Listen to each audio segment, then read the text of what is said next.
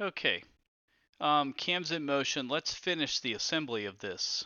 You'll notice I've started a new design file, and and I've saved it, and that will allow me to drag in my subassembly. And because I don't want all my parts to be buried at the origin, I'm going to go ahead and slide that back out of the way.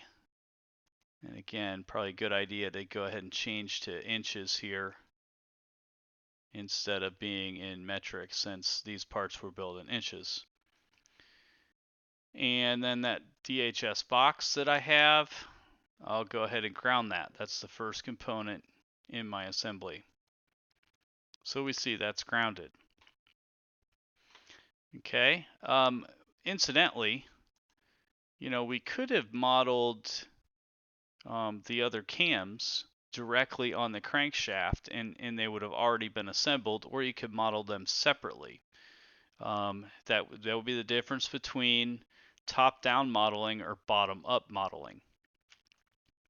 So let's go ahead and drag in our crankshaft. Okay, and then if I assemble that crankshaft as a joint, I know that the crankshaft should be a revolute joint. So I want the inner circle of the bushing to ride on the circle on the side of the box.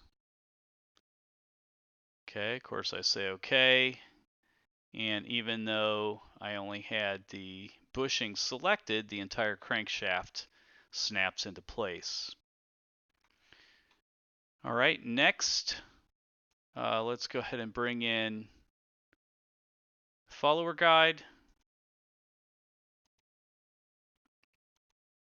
Okay, and we can do a rigid joint now, where we want the follower guide, and you got to just pick the right geometry, is going to snap rigidly onto the top.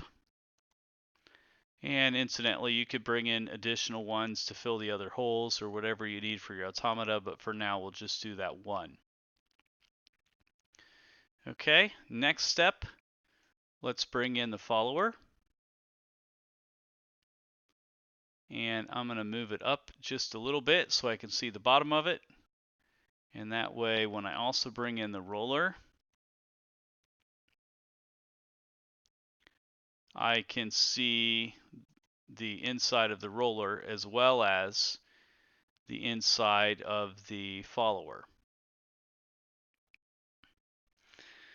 Okay, now in order to assemble this, I still want a rigid joint, and I need the center point of that square. So I'm gonna need to select the face and make sure I don't pick a specific geometry, and then pick the center point. And then when I align to the bottom, I should be able to get that easily in one point. And if you follow the directions on that, the offset should be negative 0.1875. Okay, so that will stick the follower down into that square hole.